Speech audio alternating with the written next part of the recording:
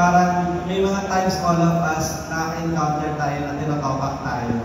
Kayo po, when was the last time you have topak? Paano nyo in-address yung pagiging topak ninyo to control yourself? Si Miss Sylvia. Kanina lang, tinopak ako kasi nagutom lang ako. Pag nagugutom ako, tinotopak talaga ako. Sa daming, actually ngayon gusto sabihin na mas na-appreciate ko yung mga proud people kasi nasa production na ako. So, sumaludo ako bigla sa mga staff, sa mga production.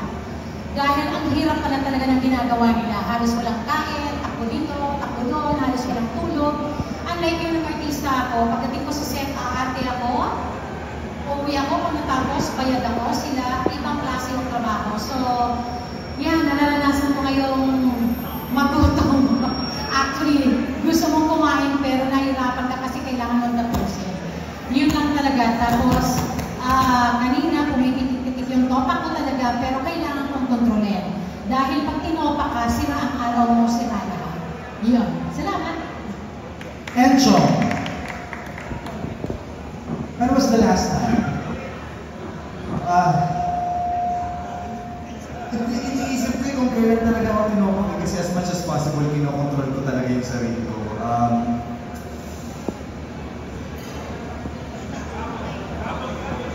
Ay, hindi pa yun. Wala pa yun. Ano ba? Ikaw nga muna sinulang, pero seryoso talaga as much as possible, kinokontrol ko yung sarili ko pag may mga setting na gano'n. Kasi, di ba, mahirap din na hindi natin, minsan hindi mo rin alam na yung kausap mo pala, may sariling topak na pinagdadaanan. So, hindi lang pwedeng sarili ko yung iniisip ko pagdating sa topak ko. Pero, may mga pagkakataon na lumalagpas, pero hindi naman yung to the point na kailangan mo mag-standing ovation o mag-grandstanding for that. Sige, ikaw na. Ayan ba? Me, to whoever swallowed me, alam na siguro yung sa pamumuhay kasi dahil na.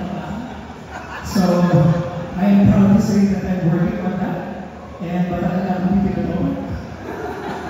If ever sa taping, hindi na magawa ng mga eksena, pero minor lang yun. Kung inuupan doon sa buhay ko katatakan. So, in other words, yeah, I'm proud of that. Yeah, I'm getting older. I'm not concerned about getting older. Arjo! Ako hindi ko maalala yung ginagawa. Definitely, alam ko, kapag nakakalahat sa mga. So definitely, nasa ko very problems definitely, I think, kapag nakakatopa ako, I try to really exceed talaga. As in, really walk out or walk away or try to avoid feeling or talking about it. Because minsan kapag hindi natin alam, may masabi tayo sa tao or tao na ganyan lang ako sa sitwasyon. And hindi nga natin mapabawi siya sa so instead, to walk away, try to take a deep breath, always try to get better. Hingang malalim muna. Yes, definitely. Diba? Julia, ikaw naman, kailan? Yung totoo po, kanina lang. Hindi, gaya sabi ni Lydia, mababaw ako sa sarili ko. Plus, harsh ako sa sarili ko eh. So kanina, papunta dito siya, pero naka-mindset ako kailangan ko kayo.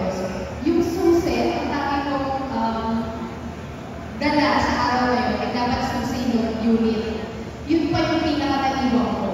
So, paano ko naman susimulan ng tayo sa kung wala ko yung susi ng unit? So, medyo brutal ako sa sarili ko kapag ganun. So, mas pinagpapapalagi sa sarili ko more than sa tao.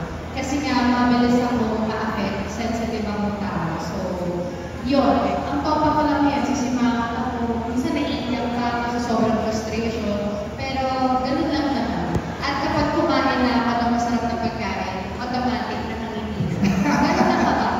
Pag gutom talaga nakakaano trigger naman na nakiisip. Parang feeling ko lahat naman yata tayo nagtopak pag gutom. Totoo. Yung iba, pag bagong gising, pag lulukohin, or bagong ano, sa akin pag gutom, medyo talo-talo tayo. Thank you, Julia. Before I give the microphone to King Adahar, Direk, touched on this kanina dun sa The Making video, no? Pero gusto ko naman kung usap kami kanina ni Glenn sa Alan. True to life ba yung character ni Arjo? Meron bang specific na tao hinulma? Actually, yung role ni Arjo, molded yan sa mga security guard na nasa namuha ko sa shooting. Most especially, pag ang mga location ko, mga naka-under warehouse. Okay. Kasi ang dami ng mga locations eh. And palaging may caretaker na security guard. Okay. And then syempre, pag matagal na kami nag-shoot sa location na yun, you get along with that security guard day in, day out. Kausap mo siya. And then ma-realize mo, may pamilya din siya, pero iniwan na sa probinsya.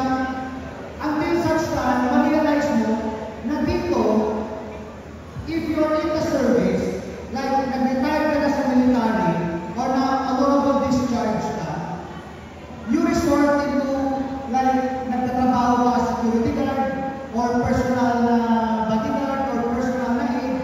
And then, nagulat ako na ang mga security guard na nakakausap ko, most of them are soldiers, and hindi lang soldiers, at iba doon, mga Stone Rangers talaga.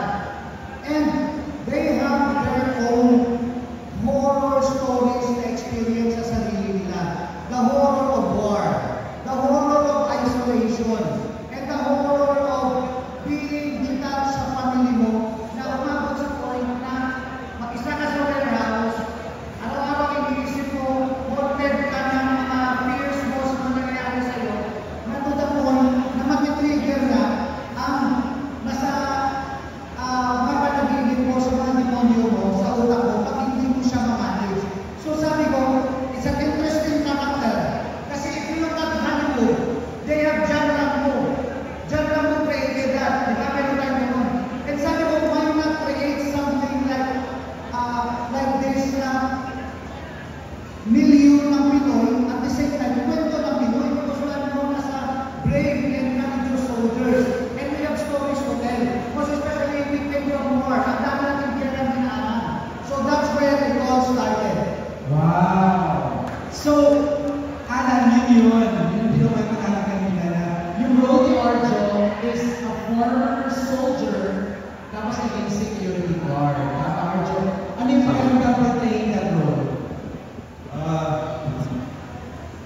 Vicky and Jake, kasi obviously, tulad na sinabi ko last time, I didn't want to represent anything badly or anything okay.